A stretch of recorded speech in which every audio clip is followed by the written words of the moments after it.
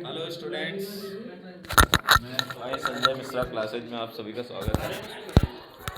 आज के most important क्वेश्चनों की श्रृंखला में जितने विद्यार्थी जो स्कूलों में परीक्षा दे रहे हों, खास करके बोर्ड की तैयारी करने के लिए, उनके लिए सभी क्वेश्चन बहुत महत्वपूर्ण हैं। आइए देखते हैं कि कई क्वेश्चन जो बच्चे करते हैं तो उसमें फंस जाते हैं। फ़ोन रख लीजिए भाई। तो देखिए, क्वेश्चन नंबर सेकंड में ज़्यादा प्रॉब्लम होती है सबको। तो आइए देखते हैं second number question. Question number second, silent हो जाए बेटा, आप सामने देखिए। तो सेकंड नंबर का सलूशन है आंसर नंबर 2।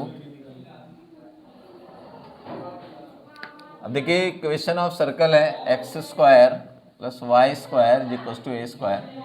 इसको हम लोग अगर फिगर भी बनाया जाता है, ऐसे फिगर बनेगा x x dash y y dash, और ऐसे एक सर्कल प्लॉट करिए। इस सर्कल की रेडियस ए है। बेटा फ़ोन रखिए पहले, माइनस ए, ठीक है। अब यहाँ से एक्स कॉमा वाई समझते हैं, ये रेडियस भी ए होगी। तो अभी हम लोग जब इसका एरिया निकालेंगे तो सिर्फ एक हिस्से का निकालेंगे। तो इसको ऐसे कर देंगे, dx एक पार्ट का निकलेगा, बाद में 4 से मल्टीप्लाई करेंगे। तो एरिया ऑफ सर्कल,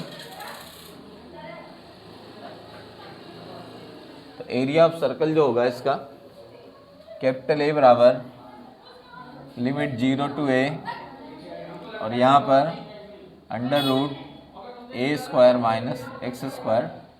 इसका फॉर्मूला होता है अपना इंटीग्रेशन का, बड़ा सा फॉर्मूला होता है। देखिए इसका फॉर्मूला होता है, ये तो फॉर्मेट बनाया अपने इंटीग्रेशन का एरिया के लिए। फॉर्मूला होता है x upon 2 root a square minus x square plus a square upon 2 sine inverse x upon a, और लिमिट आ गई 0 टू ए। अब एक पार्ट का एरिया निकल रहा है। इसके बाद यहाँ वैल्यू रखें अपर लिमिट, तो ए upon 2 a square minus A square upon 2 sine inverse A upon ए, ये इतना हुआ। फिर माइनस 0 रखेंगे तो 0 हो गया, यहाँ 0 रखेंगे तो ये भी 0 हो गया।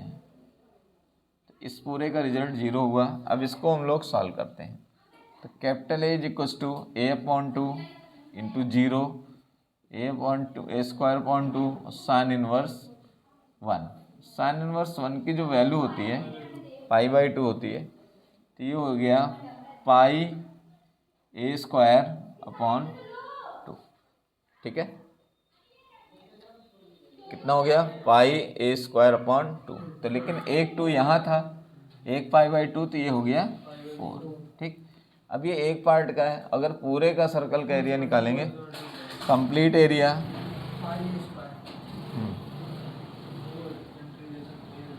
4 इंटू ए, तो 4 इंटू ए, तो 4 इंटू पाई ए स्क्वायर अपॉन 4, 4 से 4 कैंसिल, तो एरिया ऑफ सर्कल है पाई ए स्क्वायर यूनिट।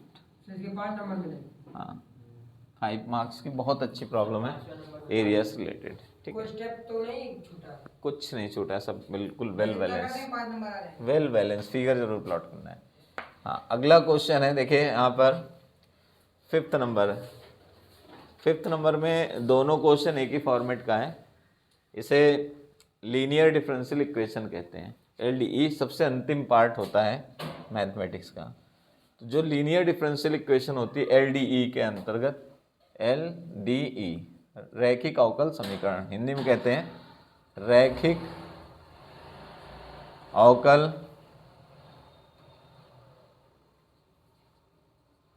समीकरण। तो रैखिक अवकल समीकरण का जो फॉर्मेट है वो इस तरह से होता है dy by d x p y equal to q. अब आप देखिए, जैसे ये वाला आप क्वेश्चन देख रहे हैं, यहाँ वाला, तो अब आपने क्या किया, dy बाई डी एक्स मिला, पी वाई है, तो p की वैल्यू हो गई 1/x और q की वैल्यू x। तो आपने बताया p बराबर है 1/x और q बराबर x स्क्वायर है। इसका फॉर्मूला होता है, इसमें IF निकालते हैं। आई एफ होता है इंटीग्रेशन में ई की power P into D x. तो पी की वैल्यू है 1/x, तो 1/x डी एक्स, ये हो गया log x। तो ई की पावर log x, तो ई की पावर log x x के बराबर होता है, तो इंटीग्रल फैक्टर आ गया आई एफ एक्स। ठीक, अब लीनियर डिफरेंशियल इक्वेशन का जो फॉर्मेट होता है वो एल डी ई का जो फॉर्मूला होता है वो होता है इस तरह से, एल डी ई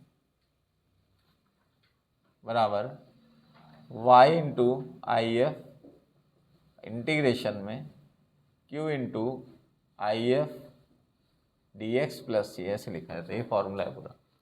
अब इंटीग्रल फैक्टर x आया हुआ है, q की वैल्यू एक्स स्क्वायर है, तो यहाँ पर लिखा है x square into x d x plus c.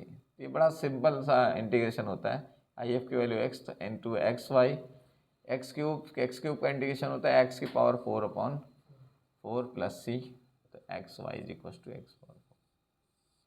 ये है लीनियर डिफरेंशियल इक्वेशन प्रॉब्लम। हाँ, इतना काम है, ठीक है, नोट कर लीजिए। इसी तरह से ये वाला है, इसको थोड़ा सा सेपरेट करना पड़ता है, रहने दीजिए, ऐसे रहने दीजिए, ठीक है। तो सेकंड नंबर का भी देख लीजिए पहले। अब जैसे सेकंड नंबर में दिया है इसी के फिफ्थ का सेकंड पार्ट, ये भी लीनियर डिफरेंशियल इक्वेशन, लेकिन इसको उस फॉर्म में बदलना पड़ेगा, पी वाई और क्यू के फॉर्म में। तो इसको जब सेपरेट करते हैं तो इसमें हमने क्या किया कि इसे ऐसे लिख दिया, d y by d x और अपॉन में ले गए तो 1+x² अपॉन, ये आई एफ का फॉर्मूला ही है, वो इंटीग्रल फैक्टर निकालने का फॉर्मेट है, वो करना ही है, उसमें रूल है उसका। ये हो गया tan inverse y minus x. अब आप देख रहे हैं इस तरह से हमारा क्वेश्चन सॉल्व नहीं हो रहा, इसको पलट दिए, इसको dx अपॉन dy कर लिया। जब dx अपॉन dy किया तो आपको मिला tan inverse y minus x upon 1+x²। अब इसे अलग अलग भाग किया तो dx अपॉन dy और tan inverse y upon 1+x² और x अपॉन 1+x², ठीक है। तो अब इसे इंटीग्रेट कराना है, इसको इंटीग्रेट कराने के लिए क्या करना है, एक बार इसका इंटीग्रेशन, नहीं अभी कुछ नहीं करना, अभी इसको p और q के फॉर्म में लाना है। तो जब इसको p और q के फॉर्म में लाएंगे तो इसको p और q के फॉर्म में बदलने के लिए एक काम करना पड़ेगा कि एक हिस्से को इधर ले आओ। जब इसको इधर ले आए dx अपॉन dy और minus tan inverse y upon 1+x², उसमें कोई डिजिट का हमें कुछ गड़बड़ लग रहा है, क्यों? क्योंकि ये बैलेंस नहीं हो रहा है। बैलेंस क्यों नहीं हो रहा है, यहाँ tan इनवर्स y मिल रहा हमको, tan इनवर्स y की जगह हमको ऐसा मिलना चाहिए था, इस टाइप की इक्वेशन मिलनी चाहिए थी जैसे ये दी गई, ठीक है। तो मैं चेक कर लेता हूँ इस क्वेश्चन दोबारा, ये x है, y की जगह कुछ चेंज किया गया है, या तो दोनों y होते, हाँ एक जगह गलती, ठीक है, गलती मिल गई। ये 1+x² नहीं है, ये 1+y² है, ठीक है, यही से पकड़ में मिल गया क्वेश्चन। यहाँ पर 1+y² होगा, इसलिए प्रॉब्लम क्रिएट कर रहा था। तब ये सिंपल क्वेश्चन भी हो सकता है। तो अब जरा इसको चेक कर लें, तो ये हुआ tan इनवर्स y, इसे अलग अलग करिए, tan इनवर्स y और इसको मिला dy और minus x dy equal to, ये हो गया 1+y² dx, ठीक है। अब आपके ऊपर डिपेंड करता है कि आप कैसे इसको करना चाहते हैं। जब हम लोग इसको सॉल्व करने आए तो वही वाला फॉर्मेट लगाया, इससे हमें अलग अलग नहीं मिला, सेपरेशन नहीं लग पाया, तो ये हुआ tan inverse y minus x, इसको उसी फॉर्म में ले गए, dy 1+y² dx। अब आप भाई, हम सोच रहे थे कि सेपरेट हो जाता है, x वाले x की तरफ चले जाते, y वाले y की तरफ, नहीं हुए, तो हमको इसी पी क्यू के फॉर्म में ले आए, इसको इधर भेज दिया, तो tan inverse y minus x upon 1+y², ठीक है। अब उसका फॉर्मेट लेगा dx अपॉन dy। अब अलग अलग भाग कराइए, tan inverse y upon 1+y² y square minus x upon 1 plus y square d x upon d y. अब इसको उधर भेज दीजिए, ठीक है। तो जब इसको उस साइड भेज दिए तो ये बचा, अब इसको उस साइड लिख रहे हैं d x upon d y plus x upon 1 plus y square, और ये हुआ tan inverse y upon 1 plus y square. अब हमको जो x एक एक्स्ट्रा चाहिए था, अभी देखिए यहाँ एक एक्स्ट्रा दिख रहा है, इसकी कंपेयरिंग की d x upon d y p x बराबर क्यू सी। तो p की वैल्यू आप बता रहे हो 1 अपॉन 1 प्लस वाई स्क्वायर है, q की वैल्यू क्या हो गई tan inverse y upon 1 plus y square. कौन चला रहे हो गया?